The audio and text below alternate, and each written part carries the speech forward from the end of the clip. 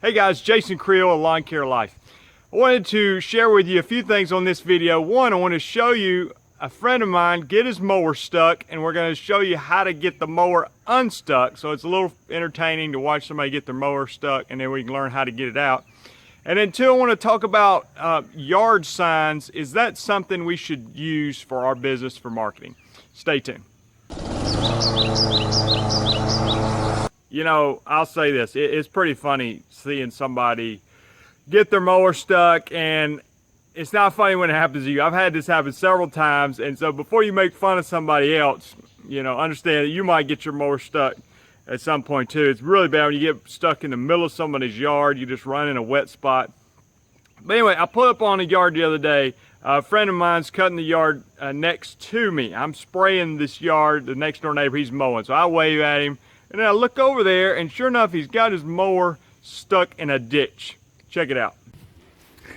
Pulled up to spray a yard and got to help out a buddy of mine who ran his mower in the ditch. Let's see if we can get this thing out of the ditch. All right, so mower stuck in a ditch. You know, you laugh at him, say, man, what'd you get your mower stuck in a ditch for? So let me ask you this. How do you think he's gonna get the mower out of the ditch?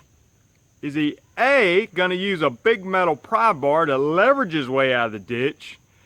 B, use pure strength to muscle it out of the ditch? Or C, use a tow strap to pull himself out of the ditch with another mower? What do you think?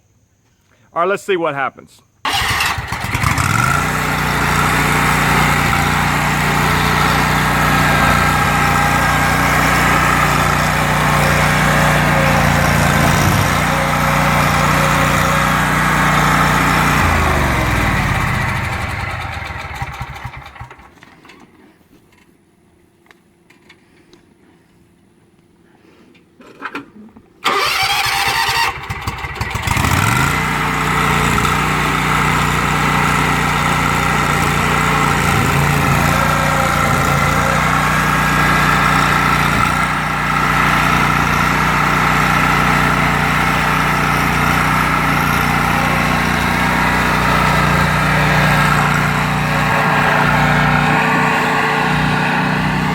Successful escape from the ditch.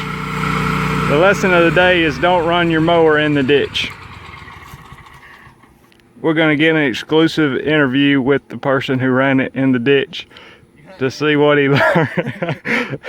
He doesn't want to be interviewed, sorry.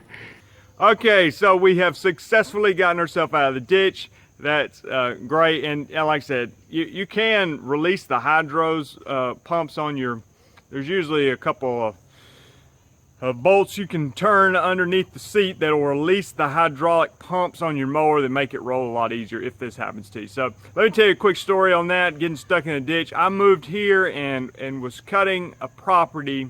This was about 3 years ago. And it's a property right on the edge of the highway. I say highway, small, you know, small highway. But anyway, there's a ditch there, and it was early spring, and I'm thinking, you know, no big deal. I got my mower, and you know me, I'm just, the way a lot of us lawn guys are, you want to do as least amount of trimming as possible, so you try to get as much area as possible with the mower. Well, little did I know this little ditch area held a lot of water, okay?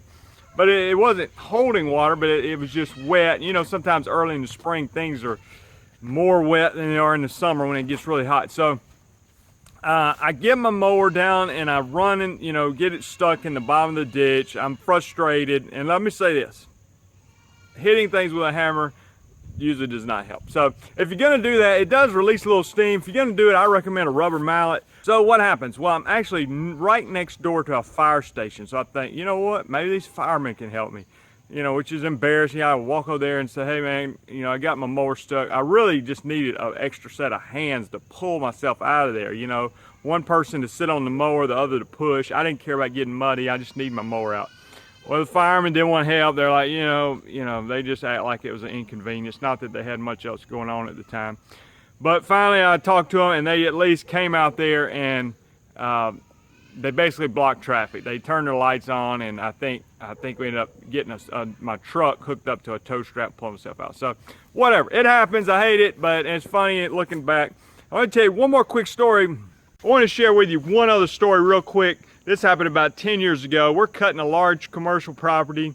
I had a friend of mine working with me at the time. I leave and go cut another property. I come back, he ran the mower in a drainage ditch, so he got it stuck, so he hadn't gotten much done, so I was a little bit frustrated. We get it out of the ditch, he finished cutting, he pulls it up on the trailer with the blade still engaged. He hits the hinge on the trailer gate. It took a chunk out of the hinge. You know how fast those blades spin. I ended up having to take it to, you know, I'm just, you know, what's going on? Yeah, looking back, it's funny. At the time, I was frustrated. So, we ended up taking it to I couldn't get the blades off, man. It's like you hit it going so, you know, when your blades are spinning so fast, when you hit something solid like that, it just torques those blades on there so tight, I couldn't get it off. I ended up having to take it to a truck, a place that works on 18-wheelers. And this old boy come out there, he said, "Hey, boy," he said, "I got Big Red here." Big Red was his impact gun. He said, "When I put Big Red on it," he said, that blade's gonna come off or something's gonna break, you know. And I was like, well, whatever, let's go with Big Red. You know what, I mean, what am I gonna do? I tried everything I knew how to do. I tried putting an extension, you know, big leverage bar and a pipe and everything else, impact gun. I couldn't get it off, so I thought, well, I guess we need Big Red. So they heat up with a torch, and sure enough, Big Red got it off, and they didn't even charge me. So, you know, things happen. We laugh about them. In hindsight, in the moment, they're frustrating. But don't make too much fun of people when they get stuck. And you know what? It's good to have other buddies in the lawn business that can help you get out. Because when I've been stuck, sometimes I've had to make a phone call and say, hey, and sometimes it's not even being stuck. It's like a belt breaks or whatever. And if you're working by yourself, it's just hard to move a zero-turn mower by yourself, even if you release the hydraulic pump. So I want to take one question that I got on my YouTube channel, and it was the idea about using yard signs. So you know how like real estate agents put yard signs, and you see this a lot with weed control. They use little yard signs. And so is this a good idea to put a yard sign in people's yards, maybe even have an offer on there, 10% off, whatever, half off, whatever you want to put? Well, let me tell you this. In weed control fertilization, I definitely use yard signs, and they're great. They're extremely high quality signs.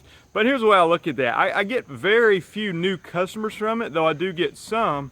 I look at the yard signs simply as long-term branding. You know, as I am treating lawns, let's say in a particular neighborhood, if I have 7 lawns in a particular neighborhood and I do them all the same day, so I have 7 customers that have this little sign in their yard, then it begins to brand my company to at least to the neighbors, to people in that neighborhood. And so as people see my sign over and over and over again, it's that name recognition, the branding. Yeah, occasionally I get a conversion, but it's more about the branding. And I think, to be honest with you, I think it takes hundreds of those. So my opinion is, if you're mowing and you've got 50 customers, I don't think it's worth doing. I don't think the big square ones like a real estate agent would use are really effective at all. You know, very low conversion rate, and like I said, you really need hundreds of them. So for the weed control, it serves 2 purposes. 1, a little bit of marketing / branding, and 2, it just lets the customer know, hey, we've been to your house today. Look on your front door, there'll be an invoice. So they're good, and like anything, I think if you're gonna do it, you wanna do it top notch. There's no point in just getting a little cheap, tiny sign that you can barely read. I just don't see the point of that at all. That doesn't do much for your branding whatsoever. So I have, you know, very nice ones that I paid a lot of money for. But to me, if you're gonna do it, you might as well do it good. So weed control, yes, I see a point for it. Mowing, I don't necessarily see a point, and either way, it's not that great for conversions. If you haven't done so, subscribe to the channel and continue to provide helpful content for you. Shoot me your questions. I love to take your questions in the comments and start answering some questions on the videos. Check out these suggested videos. Thanks a lot.